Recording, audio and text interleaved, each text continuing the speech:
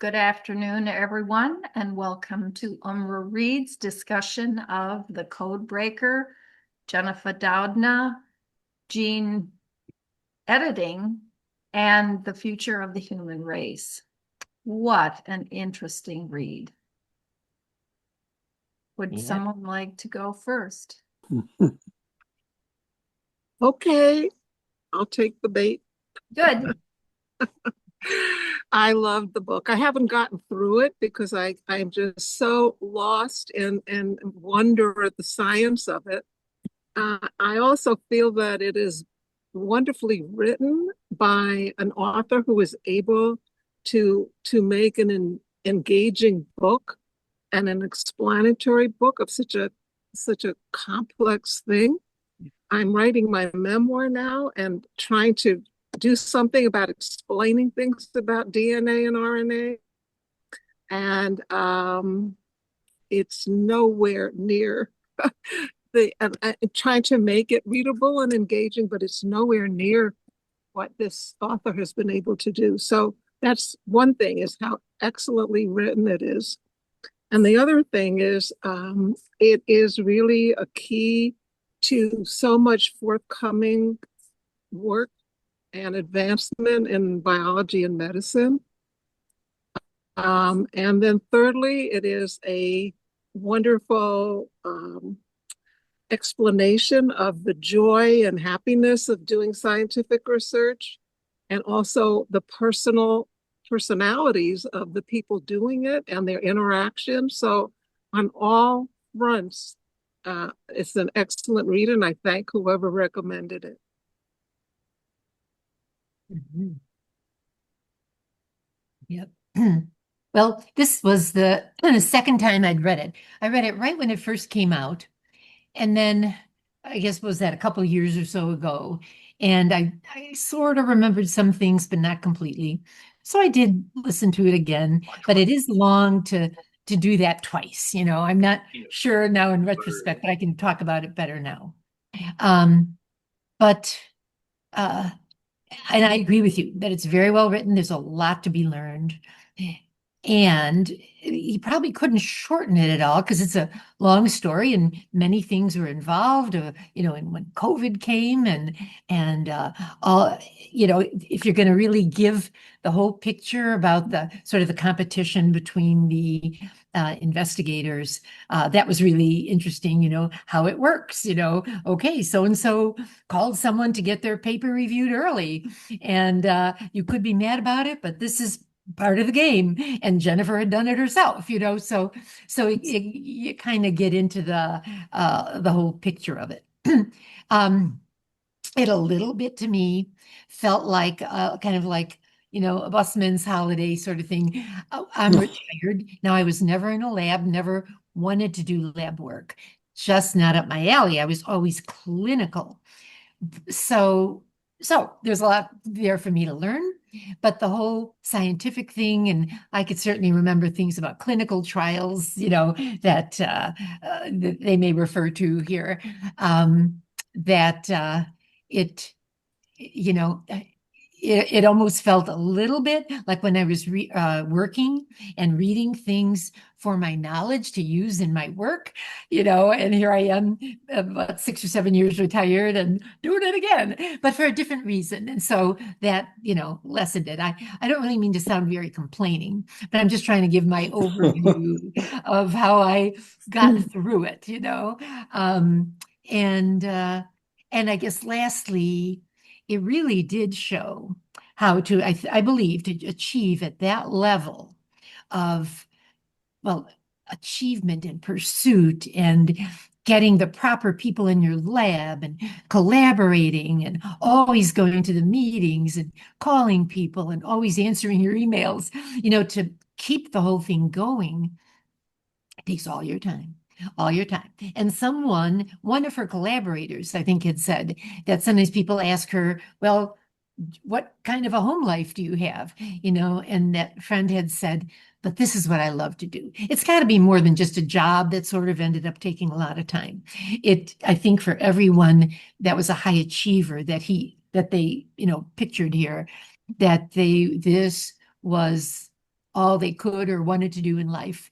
And somehow she did pull it together to have a husband and a kid. Of course, we get the impression she might not have seen them very much. She said at one point they were on vacation somewhere and her phone keeps going off because something very crucial was happening, you know. And of course, we've all been in that situation, but it does open the eyes to that type of life, of that high level of scientific achievement, I think. Okay, I'm done.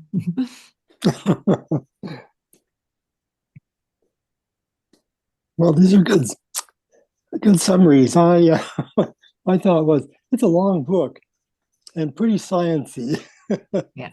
but but otherwise, I did get all the way through it. I actually have both a paperback copy here, and I got the audio as well. So I mostly was listening, which in a way is a mistake because when you're listening, you're not paying enough attention, maybe um, as much attention as if you're reading. When you're reading, if you don't understand something, you could go back and read it again. But with listening, it's gone. So maybe that was a mistake for me to mostly listen to it. The thing about the paperback is it has pictures of all the players, almost all the players, colored pictures. And I thought that was good to be able to see all these people. It was interesting about, I should stop here, but I thought it was interesting about the way patents work, getting a patent. Oh, yeah. And also how competitive scientists are. I read somewhere, maybe it was in the Double Helix, that you may think that business people are competitive. Scientists are a lot more competitive than that. And that certainly showed up here. Interesting thing about patents is it's the last person who gets the patent. So all the work that was done by other people, and then suddenly Jang comes along and secretly writes down that he thinks this should be able to be used for human cells. And the patent office said, okay, that's enough for us. Even though all the work that was done, all the shoulders he was standing on, so to speak, they don't get the patent.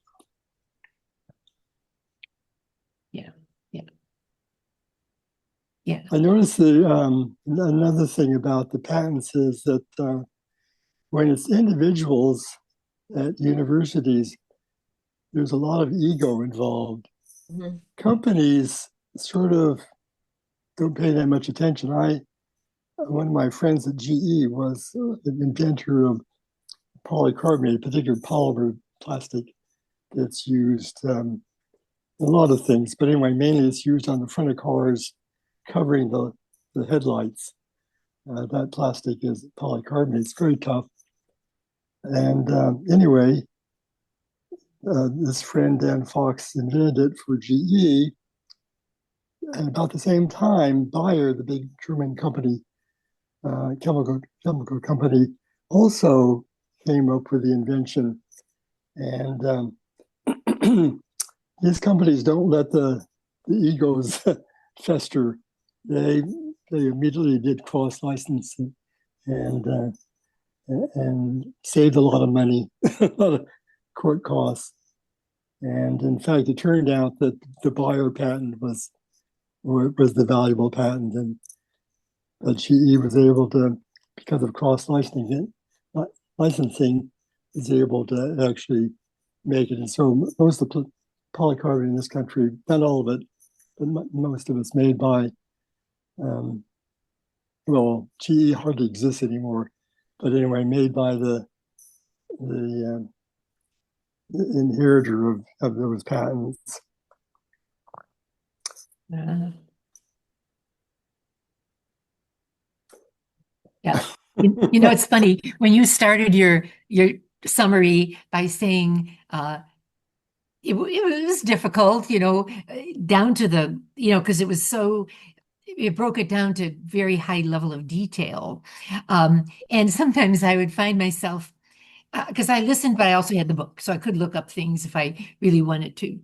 And sometimes, if there was a certain concept, I just couldn't grasp my brain around, even I listened to it a couple times or read it. Then I sort of had to catch myself and say, you don't have to understand it perfectly. It's not like you're the one who's going to go into the lab and mess up if you don't completely understand the workings of this. The fellow in the lab has to. So maybe if I know enough about it to just go on to the next page and kind of get the overall, the high level view of what's going on here, then that's enough. And so once in a while I had to do that because otherwise I got frustrated after I listened to something a couple times. I'd say, okay, this is really getting to be too much like work.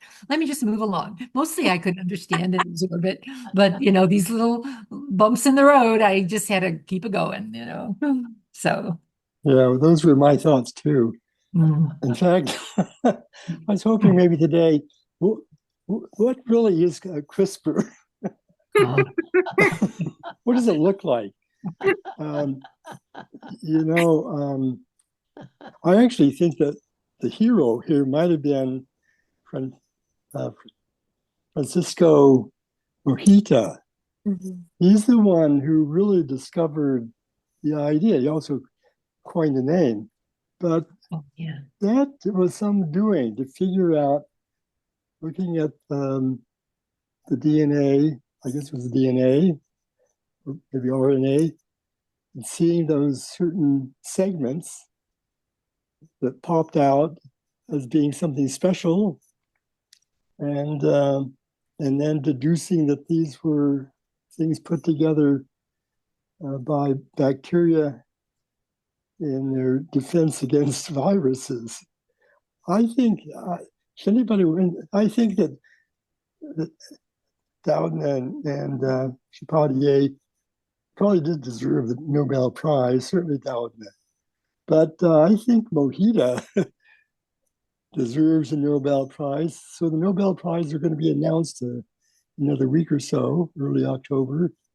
We'll see. Maybe he's in line for one.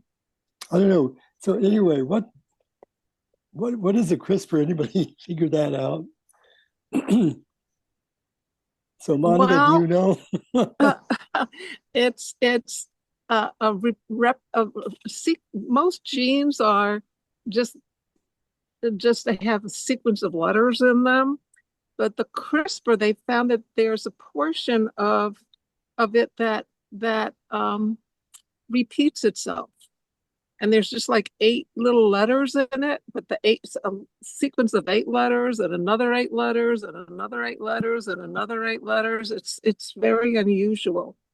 Sort of, so you have genes and genes and genes, and then all of a sudden you have these repetitive little 6-letter sequences that didn't make sense.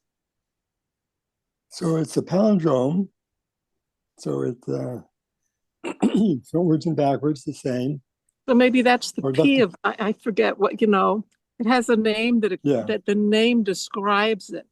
And Mhm. someplace it gives all the things, but probably palindrome is the P of the CRISPR. Yeah. I just looked it up on Yeah. chat. Me too. Go ahead. And okay, so clustered, regularly interspaced, short palindromic repeats, which are DNA sequences found naturally in bacteria. And it's pronounced CRISPR, although I thought it was pronounced CRISPR.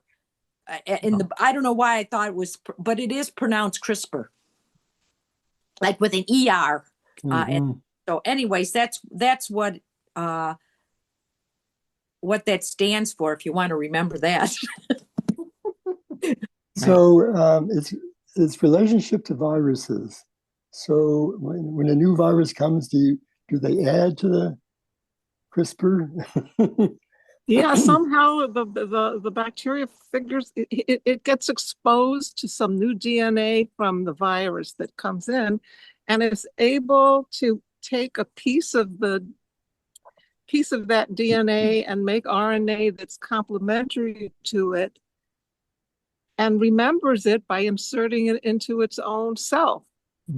I So when thought that that thing I thought that the sites, the CRISPRs allowed other genetic material to unite or to affix to that portion of the gene. So it was like a neutral site. And then when you wanted to add COVID-19 or COVID related or SARS related viruses, it could attach at the CRISPR site. the CRISPR is the DNA of the invader itself. So the whole In other CRISPR words, would it's be little pieces of the DNA of the invading virus repeated a few times. So it's its immune system essentially. It remembers the DNA of the invader because it's incorporated parts of it by repeating little pieces of its own that inserted into itself. So it's a piece of the RNA that's related. So the DNA and the RNA, they match. Like that's the way DNA works in our bodies. You have a DNA and then the RNA is a complementary thing that makes letters that almost match what's in the DNA. And then the RNA is the template for proteins to get made. So at any rate, what the bacteria does is it takes pieces of the DNA of that invader and sequences and makes repeats of them. And so that's what the CRISPR piece is, but it has associated enzymes with it that do the cutting and all that. Right. There's a little picture of it in the book if anybody still has the book on page. Yeah, I was looking for it. 133. 133. I still didn't get it. So each new virus gets a new here's CRISPR? the picture in the book.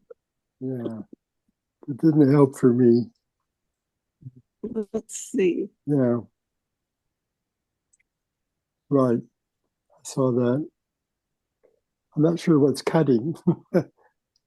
So the Cas9 is doing the cutting, but it's not shown, I guess. Well, there's one of the CRISPR proteins. It's an enzyme. About When it says protein, ones. it means enzyme. Yeah. Yep. Like CA9 or which was the Cas9. one they worked on a lot. They say, and it says I'm just reading from the book, which acts like a scissors and hooks up. And keep in mind, of course, DNA to RNA and then RNA to DNA. DNA doesn't work like directly on the DNA. There's got to be this intermediate RNA. So it hooks up with a piece of RNA and then it guides it to the targeted DNA sequence. And I guess it then cuts the DNA, that associated enzyme. Right. Yes. In the targeted spot, chopping out part of it. But the whole idea of to change that DNA and that gene, like for people with the disease, try to get out the bad thing, or if there's an extra whatever, try to get it out, I guess. And then to have a new DNA programmed that with the preferred gene. So it's so intricate. You can read the whole book and still struggle to get those words out of how it is. But I do remember when COVID came out and they got the first vaccine going, and I used to watch all kinds of stuff on TV and interviews with, scientists and all. And something I was watching, they were asking, well, what happens if it mutates? And of course it did. Then there was a new strain of COVID. So, but the scientist who was answering said, we've done the big part of it, which is to find the carrying part. And then now we've got the little thing specific to the COVID virus. If it changes, we don't have to start from square one. We just have to change that part it's carrying. I'm sure I am simplifying this way too much, but she sort of said it like that. So it kind of gave me courage to think, okay, if it keeps mutating, they're well on their way. They think they can keep up with it, but kind of like the flu vaccines, it's different each year depending on the virus. So, yeah. And the So anyway- technology has Just to advanced beyond explain that. Yeah. Just to explain the basic question that was asked, CRISPR is the palindromic repeat. So that's the part in the RNA that's associated with the little piece of the DNA of the virus. So that's what the CRISPR part is. But the complicated part are all the things that we just heard about that associated with that palindromic repeat sequence. There are enzymes. Sometimes the book calls them protein, sometimes it calls them enzymes. Protein. So what they're talking about are enzymes, and then the enzymes do some of the cutting work and all the other things. So it's a cluster of things. It's E9 or whatever it is that is a little like a hook that gets on the virus and helps show where the RNA should go, CRISPR RNA should go. So it's a 3-part thing, which I have just learned about through the book because I've always been so eager to understand how CRISPR works. And now I'm finally on stage 1 of understanding it. Right. And I Anyway, guess how did those of you who are not in science or medicine or anything, how did you find the book? Well, I'm not in medicine. Yeah. I am in science. Right. So that's why physics, I'm but saying not those that that. are not us. So I was a little uncertain. I would like to actually see a picture of the CRISPR. And also maybe what shape does it have? Well, so coming back to reality or to current affairs, when we got our vaccines for COVID, where does that information go? Does that go into our cell nuclei, into our DNA, or is that stored somewhere else? Anybody? I mean, many of you know more about that than I do. So the vaccine, our COVID vaccine, what did that vaccine do? Is it the information stored? I know the vaccine involves what the COVID virus, some of its molecules, but how do we store that for later use? Would it be in your immune system? I think it's supposed to incite an immune response against that. Right. Yeah. We're better off than bacteria. We have a whole immune system. And so the part that I'm not up to yet is what our vaccines do is they stimulate our very complicated immune system that bacteria don't have. But what I'm missing the part, because I haven't gotten that far, is for those who've read further on, how did they use the system to make the vaccine? I don't think it's in the book. The book focuses on the teamwork and what resources were brought together at Berkeley and UCLA, I think. The Broad. Yeah, the Brody Institute. It was the collective knowledge of all of these brilliant scientists the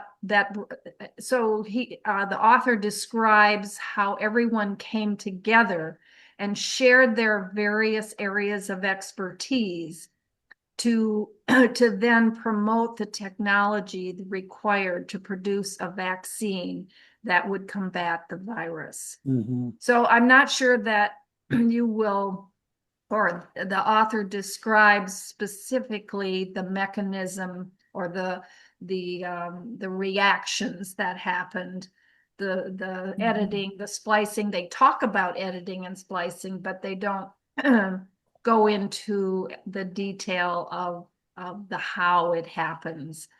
But the book focused on how the team was brought together to create this incredible think tank, super scientists coming together and for able to discard their competition and work together for the common good of the human race. You're talking about for the COVID.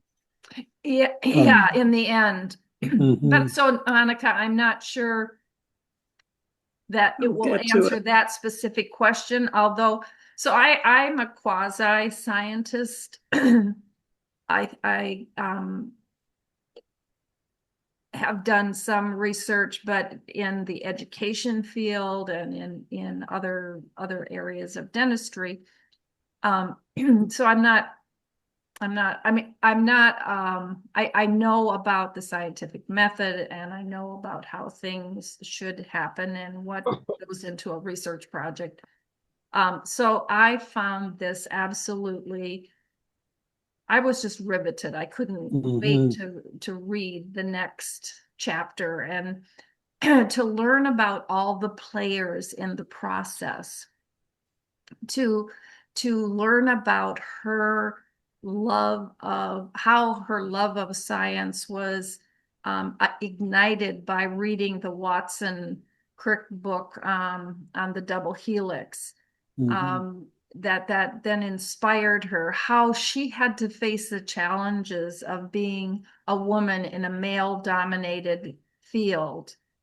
I think she presents, or the author presents, sort of the good, the bad, and the ugly of scientific research and scientific achievement, and the whole publication process, and that nothing you do means anything unless you publish it, unless it's in print, and so that someone else can either repeat your experiment or learn and grow from your experiment. I was also, I guess I was reminded of Watson's racism, that I'd sort of just, you think of Watson and Crick and you think of these wonderful men or these brilliant scientists who discovered, and then you discover that Rosalind Franklin actually provided them with the X-ray or the radiograph that helped them understand what was happening with the double helix and how she was discounted. Her expertise was discounted. And then Watson goes on to spew racist comments, and it takes them for flipping ever to sanction him, to censure him. And I'm thinking, what is wrong with this community? But that's all. And even in the even throughout all of this, Doudna still holds him in esteem because of his early work. So he's almost forgiven for his later, not totally, but he's forgiven for his later horrific comments because of his earlier achievement. So, but I loved reading this book. I didn't mind that I didn't totally understand all of the connections and the cuts and how the enzymes worked, but I loved knowing that there are people in this world who do understand it and can make it work. And just think, if Huntington's disease could be eliminated, or sickle cell anemia, or what's the other, Cystic fibrosis. cystic fibrosis. Just think of the lives. But then, of course, they also raise the opposite about using gene therapy for or gene treatments, genetic engineering to for personal enhancements or for children to be, you know, so you sort of design your kid. But so the people brought up, I mean, the author, you know, touched on so many things. I just thought it was brilliantly written to take a topic like this that you would think would just be a first-class yawner, and to hold, and I don't know how many pages I have the hard. About 500. 500 pages. Did that include all the notes, which I did not get to. Anyway, I just thought that it was, for me, I enjoyed every page, and I was sort of disappointed at the end where, you know, she gets the Nobel Prize and then it just sort of ends. I wanted some inspirational message that there's hope for the future, and this is where science is going, and these are people who have laid the path, the groundwork for these incredible discoveries that have yet to come. So that's what I thought. Yeah. Well, that's a very hopeful wish for the hopeful ending, when now we're, you know, in this morass of fighting to keep the measles vaccine. You know, I mean, okay, I had to Or say it. Tylenol, for goodness sake. Exactly. So yes, it's fabulous to keep advancing science, and to is there enough of the country out there appreciating that, or even caring that these studies are so carefully done, you know? So, but I do agree with you, Sharon, that I think that overview look, you know, okay, I'm going to learn a lot about patents and how scientists interact and the toll on their personal life and how they're mentoring, and of course about what they're doing. And yes, I think we all learned something on it, but it is so complex, it's hard to quickly explain it.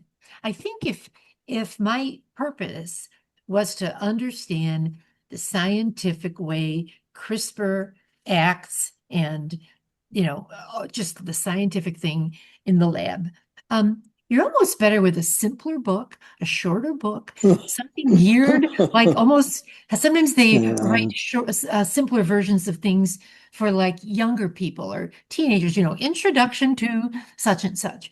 You know, then at least you wrap your brain around some of the very basics and then kind of move on to, okay, now I'm going to read this chapter of all this background on the CRISPR that this littler book maybe put into easier words. It's a tool to edit DNA. Okay, I can understand that. But then when you say how, then you start, you know, getting more. But don't and more. Forget about Cas9 and Cas13 exactly. and Cas11 and Cas. And that's what it's all about. Yes. Yeah.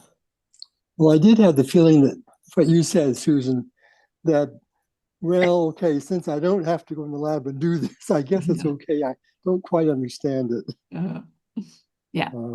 Just pick up what you can, you know, from the overall picture, I guess. Well, I would like to see what CRISPR looks like. Did you Google it? Oh yeah, I did. and so there isn't a good graphic, or maybe you could use ChatGPT and say, ChatGPT, please show me what CRISPR looks like. Except that I think they maybe have moved beyond CRISPR now and are into other technologies. But you can do that. Yeah, if I knew how to do ChatGPT. I may try to do that and send you something. It would So- always be someone's drawing Well, because here even when it they shows test it here in the Yeah, diagram. yeah, that- It's a piece of the RNA. It's just like instead of RNA that's coding for genes, it's an inserted. These are the palindromic repeats that don't code for any particular. They're not a gene. They don't code for anything. They're just this weird sequence that is just repeating like nonsense until you figure out that it's not nonsense. It's a part of a virus.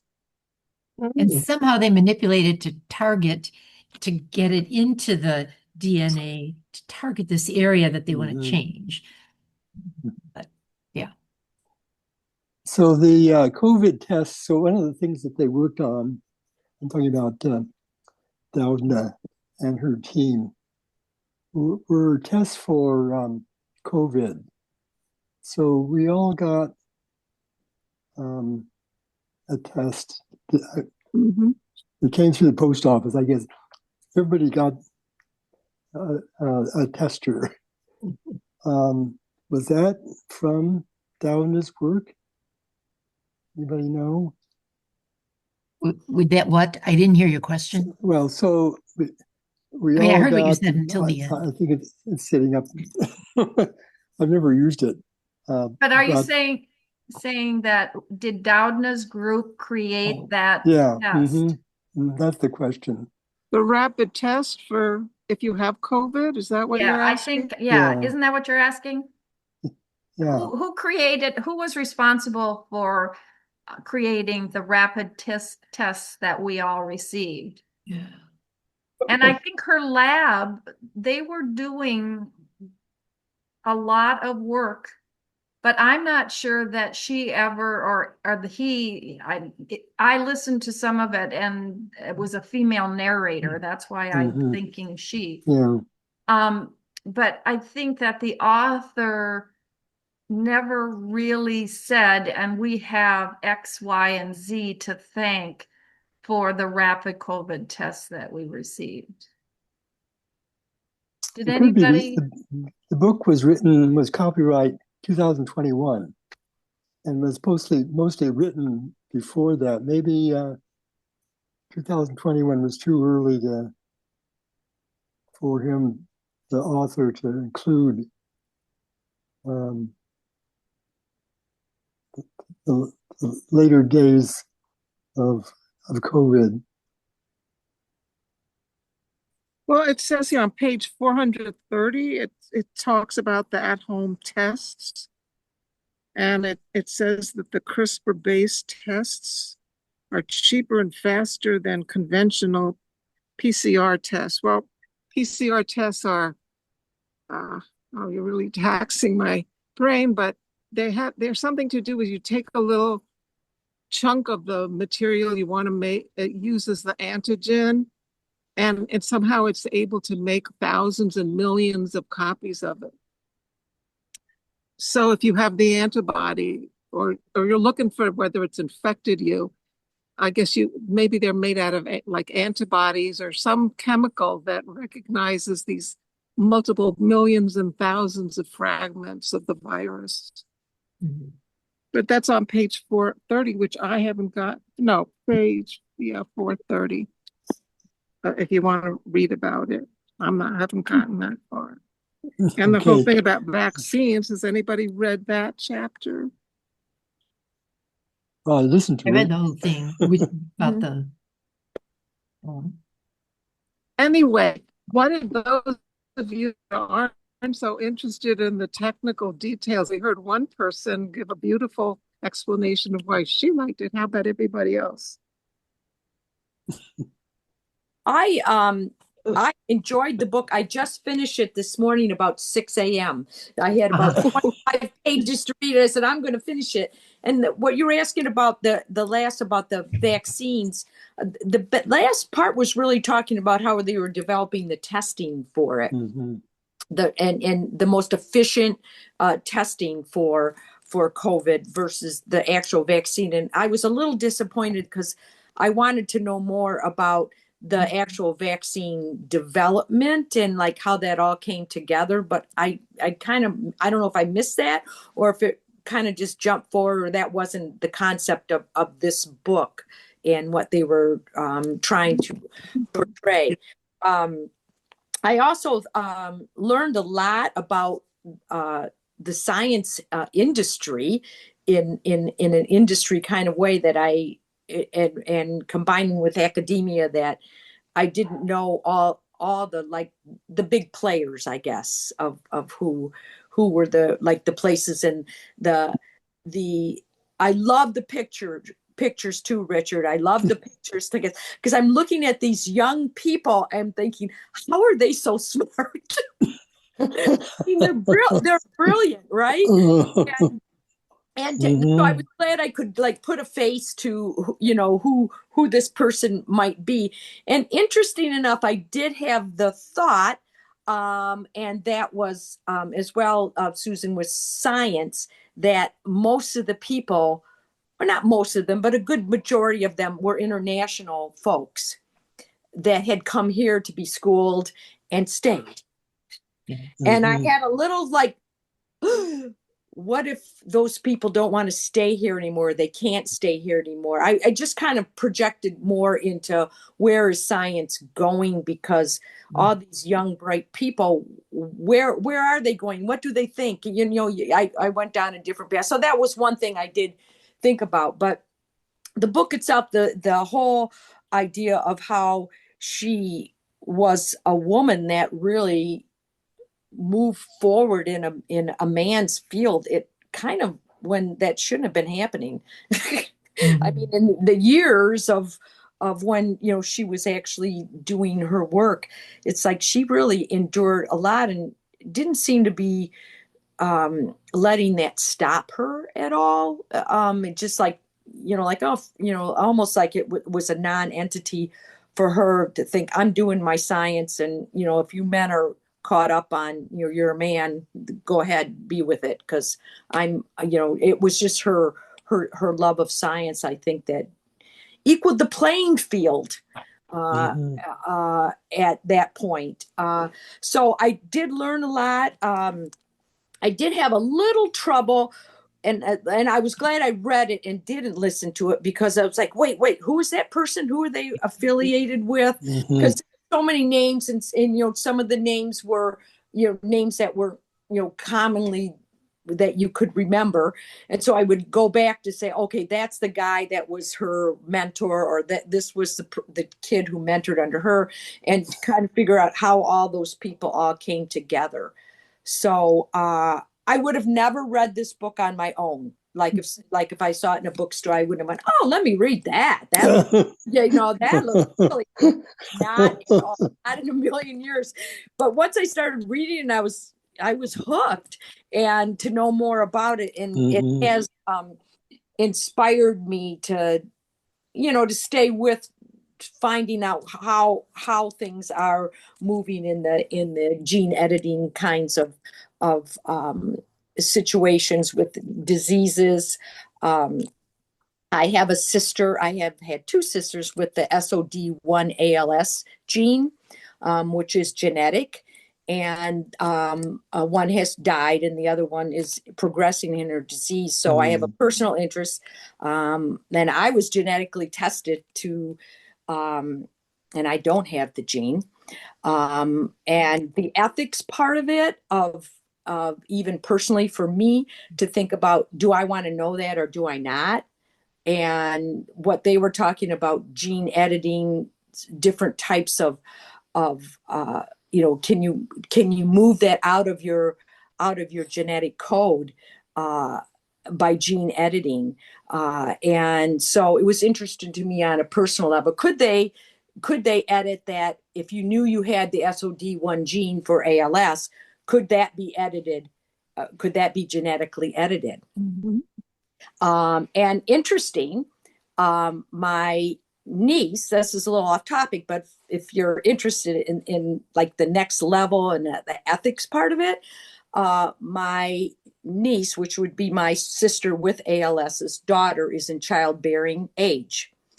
and the physician she's seen at U of M in the ALS clinic there said to her, if you want this gene out of your family, you cannot get pregnant on your own. You have to go through IVF. So that they would remove the gene before Yes. they implanted the embryo. Yes, and they did that. Mm. Oh, wow. Yeah, kind of. So she had that done? She She did. did? She did. Mhm. And Mhm. you know, she didn't have infertility problems. Young, she's 29, and That's young these days. That's yeah, very young. so she had gone and went through all the medical procedure of having, you know, the implantation, and has a healthy child. That they have.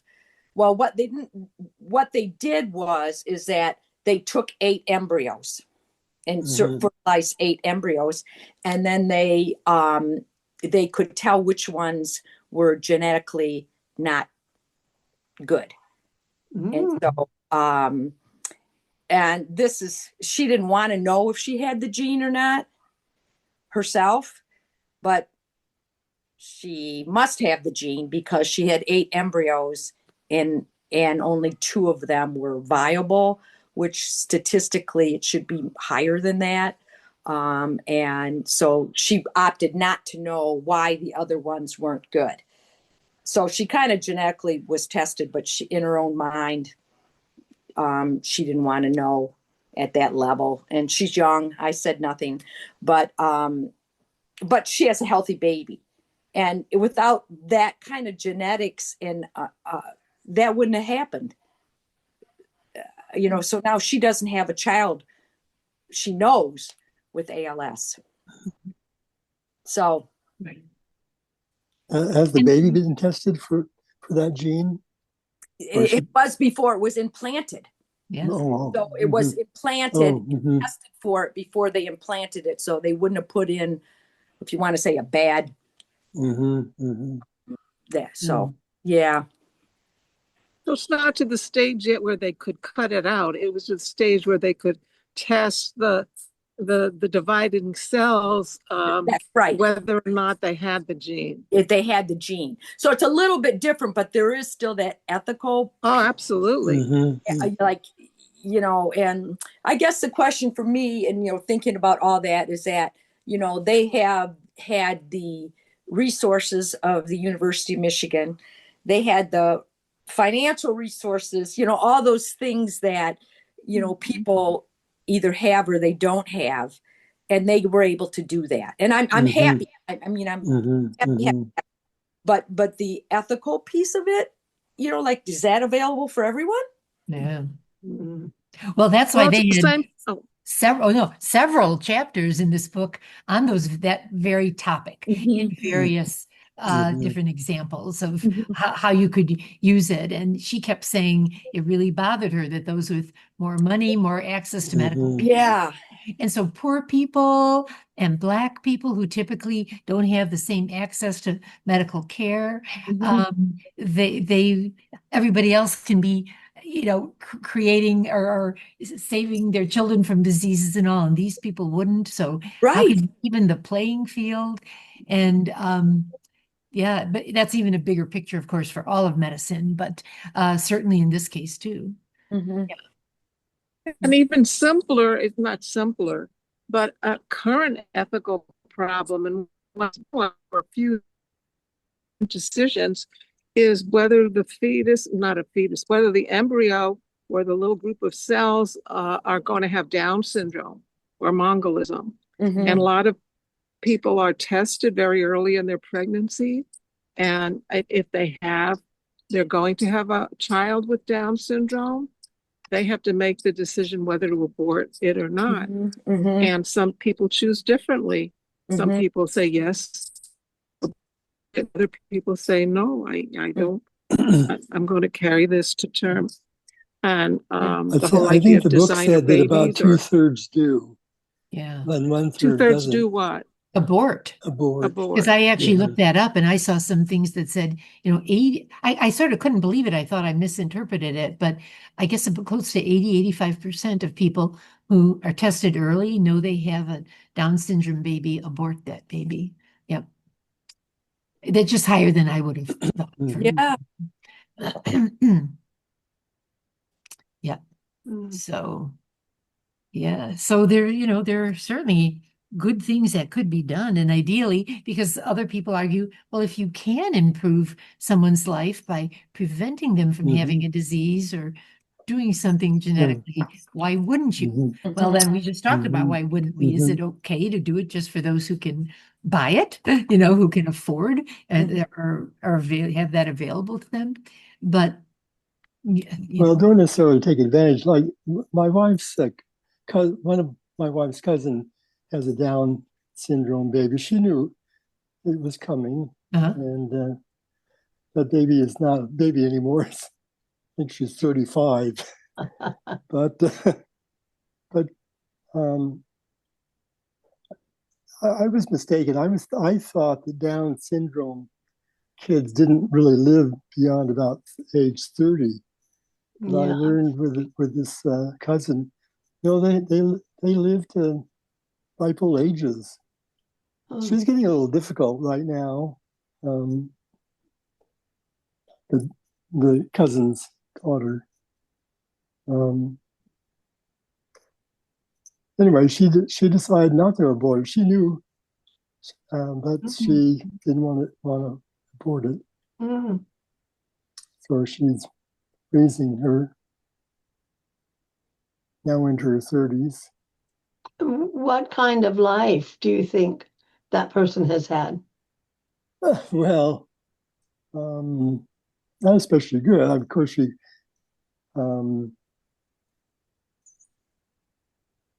stays home most of the time, all the time.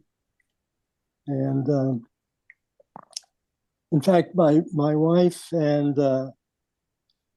that cousin and the cousin's sister and Down syndrome baby Lauren had lunch together a month ago, and I wondered what was the lunchtime conversation. Well, how did Lauren figure into the lunchtime conversation? Well, she didn't. She was just sort of every now and then spout out sounds and anyway. So, what I worry about is that cousin. So Lauren was born rather late. That is, the cousin was fairly old. That's sort of more likely for Down syndrome, isn't it? I think so. And so that cousin is now retired, and I'm not sure what her life expectancy will be. But anyway, then Lauren will continue on to about the same age, 70s or something, on her own. Have to make arrangements for care. Yeah. Oh. But that cousin wanted a daughter, so she had a son, a normal son, but she wanted a daughter, and this was sort of, she was approaching 40, I guess, and she wanted a daughter, and she was willing to accept this Down syndrome daughter.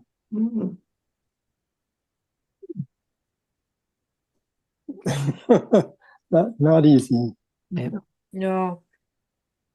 But I understand they're very loving, or can be very sweet and loving people. Yeah, I I don't know think about that's your right. husband, but that's a characteristic I've read they have. Yeah. So even without genetically modifying their a cell, an embryo, there are ethical issues that, and really tough personal moral decisions that people have to make. Right. And I respected the author for trying to cover the spectrum of both the good and the not so good aspects of the ethical issues. Yeah. Yeah. Yeah. I wonder who designed the whole overview of the book.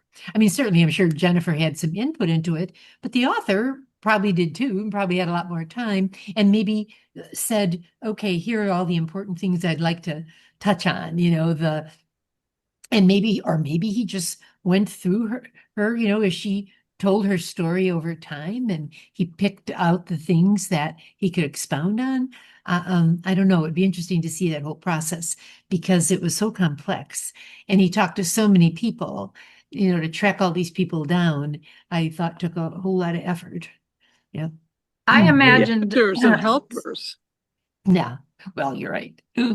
I imagined a huge storyboard that Yeah. with all of the highlights of the various discoveries and the scientists who made them, because he didn't just cover Jennifer's life. He Right. covered the history and the development of this, I guess, CRISPR. Yeah. Because that she and Carpentier. Emmanuel was her name. Emmanuel. Yes. Yeah. Emmanuel Carpentier. Yeah. They, I think they received the Nobel Prize for their work, their discovery of CRISPR, correct? I believe so. Yes. And I Well, can double check that while you're talking. Not the discovery of CRISPR. That was done by Mojica, but rather the chemistry of being Yes, able because to. she kept the author kept saying that she was a biochemistry, she was focusing on the biochemistry, and it was only later that she began to work on the human applications Mhm. of the technology. But she did RNA, not DNA, and Right. she's a pretty impressive person, I think, and so the author probably started with wanting to do a biography of her, don't you think? So it started with his deciding to do a biography of Jennifer Doudna, and then everybody else came into the picture as. And the title says, so it talks about Jennifer Doudna, gene editing, and then how science is going to impact the future. And that's what makes it so interesting and keeps our attention, that it's both scientific and personal and has so many other aspects to it. That's why I so admire this writer, because I'm seeing how hard it is. I'm trying to explain DNA and RNA, and that's what this is said, like a small initial framework, and it's very difficult to do. Anyhow, I'm looking at the acknowledgements here to see who he acknowledges, and he has a whole list of people in the publishing team, including an editor who restructured the book at one point and polished it line by line, and a personal assistant and all kind of, that's what a book like this needs. Oh my God. Yeah, I wonder how many years overall that took. Yep. And actually, if you just sort of Google, like, what did Jennifer Doudna win the Nobel Prize for? It says with Emmanuel Charpentier for the co-development of CRISPR-Cas9. So it is that one aspect of it, a revolutionary and highly precise method for genome editing that acts as genetic scissors to rewrite DNA. So I guess it's that part of it. I think that is the very key part that cuts. Anyway. So Susan, it says DNA, not RNA? Yeah, because the end point is the rewriting of DNA. But most of her career was on RNA. Yeah, but see, I think the RNA does the cutting. Yeah, I think it reacts with the DNA because the DNA reads it, although oppositely.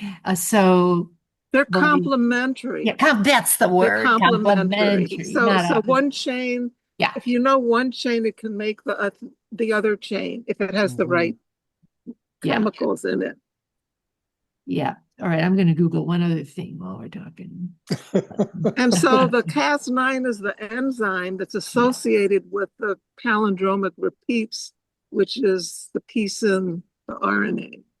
Yes. Yeah. It's complicated, Yeah. but it's beautiful. But And I'm, just think yeah, a bacterium does all this. I'm so Oh. glad that I read it because even though I can't explain to all of you or any of my friends how specifically these functions work, I feel hope. There you go. There you go. And when I asked it, is Cas9 RNA or what's its relation? It says it's not RNA, it's a protein that works with a guide RNA. It's what they call the complex. There It's you go. associated with the CRISPR. With the CRISPR. So it's a CRISPR complex There or you whatever go. they call it. CRISPR associated. That's what the CA seems to Oh, mean. yeah, CRISPR associated protein, and which is an enzyme which does the cutting. It's the and it enzyme that targets the does the DNA. cutting, but it needs the CRISPR thing of the RNA to tell it where to go in the virus's DNA to do the cutting. So they got the prize for that one little part of it. I mean, I get it that it took years and years and all that, but one specific part of the whole picture. Anyway, there you go. But yeah. Amazing. But I think you're right, Richard. The fellow who first noted, although he didn't write. Well, I can't remember his name. You said it earlier. Mojica. He Yeah, didn't. he was from Spain, right? Right. Yes. Oh, yeah. He just as an afterthought included these sort of unaccounted for sequences that did they fold over one another? But he just mentioned it in passing. So I guess he doesn't get the credit because he didn't think it was anything special. Or he said maybe, it might work like this, or maybe, a lot of people put that in the end discussion of their papers, how it might be significant, but they can't prove it. It's just a hypothesis. But you would still think that somehow someone would say this guy was the father. Well, he was concerned about enough that he invented that name, CRISPR. Yeah. He made the creative leap. Is that what you're saying? And he should get credit for the creative leap, even though if he didn't prove it. But you got to prove it or it doesn't count. I tell you, publish it. This publishing arena. I mean, calling an editor and saying, you got to have this in online print tomorrow before the other group goes online with the other journal. I mean, they all did it. And I tip my hat to the author for acknowledging that that wasn't sort of I thought it was underhanded, but I guess it's aggressive and competitive. Right. Yeah. But they said not illegal. Right. So if you can put up with the fact that you're kind of doing this to your colleague, then go ahead, And now some things are published online, and I don't know what that means, if that counts as it counts. It does. People want to be first. So you've got to be why first. you don't deal with the publishers or whatever in the same way for a print publication. I don't know. I may be mistaken about this, but I thought that Mojica knew he had something special and tried to get it into Nature or Science. And CRISPR. He thought CRISPR was real, and no one would acknowledge that. And then it was too far ahead. It was too outlandish. It was, it didn't seem like it was important. Yeah. So it's like it took 2 years to get it published. And then Yeah. people like Jennifer could call up editors in chief and say, hey, I gotta have this out Mhm. there. Mhm. But she also had the data ready, and in the article. So there was someone who was told, you better rush and get your article out. But he said, the experiments aren't done yet. I can't give incomplete data. Yeah. So if she has a big enough crew and enough, fellows working on it so that data's coming in at her from left and right, then that's what you need if you're going to move along quick, I think. Yeah. Mhm. Well, there was a lot packed into 525 pages, I have to say. Uh-huh. Yep. Yeah, that's true. And I am so glad I read it. And I It wish, brings us up almost to the present. So it was published in 2021. I don't know really what's gone on since then. Probably quite a lot. It's an active field. Yeah. So, Maureen, you talked about your niece, Mhm.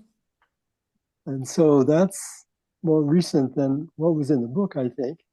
Well, it was a little different. I was really kind of focusing on the ethical part of that, because it wasn't really gene editing. It Right. was just being able to see if the gene exists, different from if someone, let's say, had sickle cell. Mhm. And we're actually editing that their life is going to be totally different because now they don't have the disease. So it's just a little bit different. The point I wanted to make is that the ethical part of, sure, it's great not to know that you are going to be passing that gene on to anybody else and that you don't have to have that life of having ALS. But what other kinds of diseases can we eradicate because of this? Would we be able to eradicate or change the if you knew you had the SOD1 gene, could you do gene editing so if you knew you had it at a younger age that you wouldn't have symptoms I later? think they're working with sickle cell people. Yeah. I'm not sure how it works. Is it mentioned in the book? I'm not sure how it works. I think, though, they would probably have to somehow get rid of their own blood making, red cell making mechanism, and then insert things that don't induce the sickling, remove that gene. But I don't know. Does he talk about that yet? Has that? I know there's just very few people now. They're just trying to work on it, but there are some people who've had the gene replacement. Mhm. But that occurs with the embryo. You can't show No, those. this would be in a living person. In a living person, yeah. Now Mhm. they're doing it in a living person. Mhm. They've done it in a few living persons with sickle cell. The cost is phenomenal. And again, you think the ethical, who of all the people with sickle cell, who gets that? It's probably still a research thing now. It So is. probably now it has to do with the investigator's money and not the person. But eventually, well, it's the same thing with this in vitro fertilization, that you can check the little thing to see whether or not it has that ALS gene. Those things cost lots of money. Each episode is $20,000 or Yeah, something. yeah, I yeah. think that do the you sickle remember cell the is young like, man? Was his name Josiah? Who had sickle cell and he was getting treatments. I'm trying to look it up. And he was, oh no, David Sanchez.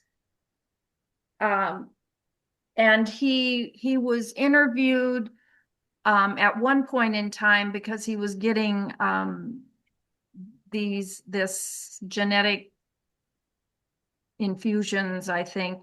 And he said, oh, sickle cell had taught him to be a better person and to be more caring and to listen and all of these things. And then several years later, he was interviewed by the author. And the author said, would you want your child to go through what you've gone through? And he said no. So Mhm. it was one thing for the CNN or whatever 60 Minutes interview. It was Right. it was Mhm. another when he was at another point in time. Well, to get appreciation for yourself is not wanting to wish the need for it for somebody else, though. Do you understand what I'm saying? Even though he got a lot out of it, that was his personal stuff. Why would he wish it on his child to have to go through the same thing Mhm. and to gain appreciation of whatever? But Right. does that make any sense? Do you? No, everybody's faces are I all. think they were just bringing it up to show sometimes there's another side to the story. Because Yeah. then they also said something about Van Gogh. What was his issue that he was dealing with? And then he had this fabulous, maybe he was suffering from Schizophrenia, wasn't it? Oh, Yeah, schizophrenia yeah, was yeah. it? And then but then they said, and he did all this beautiful artwork, but then they said they did admit he did commit suicide. So, weighing the benefits, and one of the things is that sickle cell or something gives you natural protection to malaria. So you would Yeah. lose that if they cure the Mhm. other thing. But the other, I guess you have to weigh and say, what's the bigger, That's right. the Yeah. harm, what's worse, the harm or the possible good? And, Mhm. but I think they're just trying to say there are other things to consider in the whole decision making. Yeah. I think with sickle cell, there's really only one base. Isn't that true, Monica? So there's just one base that's wrong that gives sickle cell. So all you have to do is change that one base, and then you don't have it. But that's the trick of it. I think you have to have the two genes. I think you can be a carrier and have one gene, Yes. but in order to get the disease, you have to have Mhm. inherited Mhm. one from each Right. parent. Yeah. But at Well, any when rate, it's just a Yeah. little mistake. All of these things, I mean, our bodies are just the miracle of that most of us live more than 2 minutes and everything is right. That's But true. just this one little error makes such a huge Mhm. difference, and usually Mhm. the error is not made. That's the whole miraculous thing of biology. I have a couple of comments about things other people have said. One was about Watson. I once ran into Crick, was the other half of the duo. I was on a sabbatical at the Salk Institute, and he was a full member there. And so they had something once a month or something. They met in the lunchroom or whatever. So I met him, and all I can say, it was like talking to a human vacuum cleaner. It's like he talked to you and he asked me questions about what my work was and what I was finding. It's like I was just a brain that might have something that might be of value to him. And I felt like he's sucking it all out. And then after that, I was like a piece of toast. I mean, it's just irrelevant as a person. He got what he needed and gone. And the other thing I wanted to say about being a woman in a man's field, when I was in medical school, they were 8% women. And when it was time to look for residencies, some of the women who wanted to go into dermatology, and this was the University of Michigan Medical School, knew that the chair of dermatology never took women. So, like she did and other things that people have mentioned, they just didn't apply to the University of Michigan. It was just simply a fact that you put into, and they applied for residencies in other places. But it was just well known and it was just accepted because that was the reality. Yeah. There you go. Probably You there. think so, Monica? You think it's changed? Oh, yeah. Hmm. Susan can also testify Yeah. to the fact that it's Yeah, has because I changed. think the current, at one point a few years ago when I looked into it, I thought now the percentage of women in medical school is actually a little bit higher, maybe 51 or 52% or something. I'd have to look and see this year, That's has right. that That's changed? right. Does that seem about right? So Mhm. certainly from what you quoted for your own self, that part is evened. And then therefore, the more women you have, the more it sort of just has to change because those are the doctors available, Yeah. But it's been a slow thing because they might have been more women slowly in medical school, but they weren't necessarily chosen to be department Well, chairs exactly. and all of that. And that's Yeah. taken a while, but there are women department chairs now here at Michigan. Yep. So it's taken a while, but it's happening. Pat Butler is going to join us. She thought we might be done, and I said, no, we were still having a wonderful discussion. Here she comes. And Karen, we're happy that you're listening in.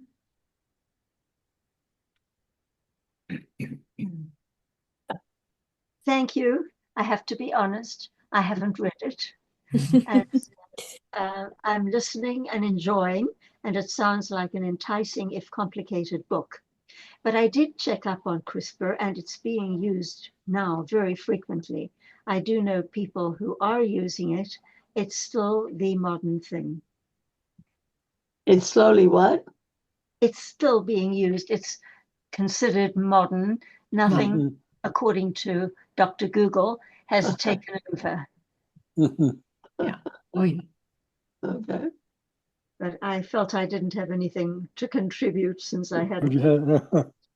Pat, were you able to read the book? I listened to it. Uh-huh. I never would have gotten through it if I'd had to read it. It was, I did the whole thing, and it's very exciting. And it's very exciting what they did with CRISPR during the COVID and what they're going to do now with other things. But I'm sure a lot of the vaccines are going to be stopped and that kind of thing.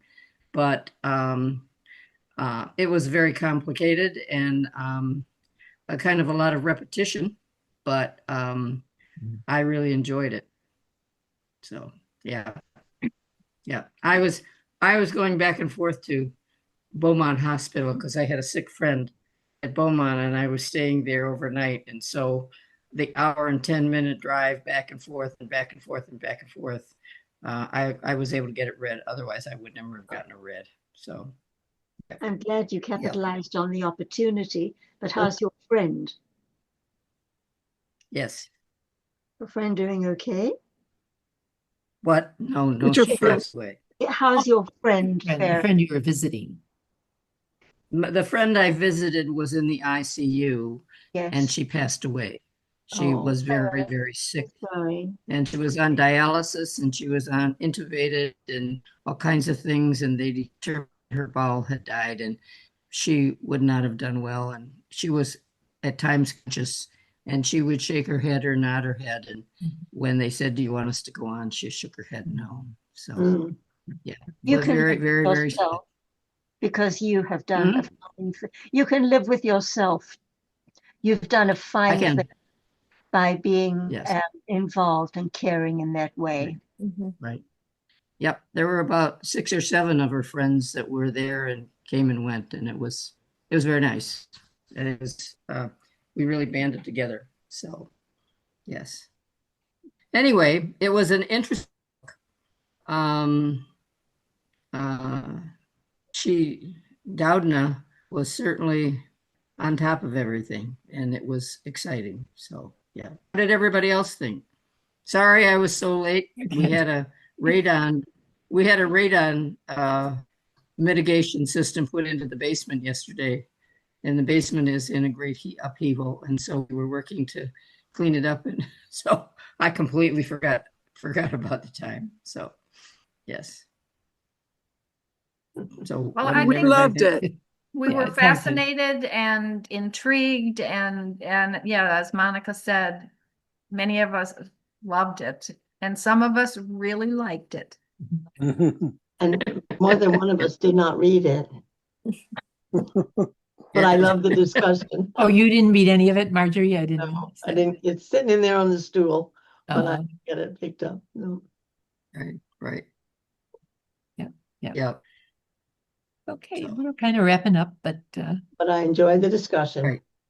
And we're Well, when always I thought happy of to it, see they're you. probably gone. Yes. Well, thank you. Yeah. It was a interesting read, and I've read the message already, so I better remember next oh yeah, next that's the month next. too. Oh, goodness. That's shorter. I Yeah. haven't read it yet, but I think it's shorter. Much shorter. Yeah. Right. Harder to read. Harder to read. Oh. Really? Why? Why? It's so deep and Conflicting. It's deep. complex. Yeah. Oh, okay. The issues of the Okay. day. I have to run. I'm sorry. Okay. See Bye, everybody. Maureen. Okay. Bye-bye, Bye-bye. Maureen. Thank you. Great discussion. So next month we're reading Ta-Nehisi Coates's The Message, and I look forward to seeing you all and hearing your comments. Okay. Mhm. Good. Okay. Thank you. Mhm. All right. Okay. Thank you. Yeah. Good discussion. I'm glad you Okay, talked next. so long, everybody.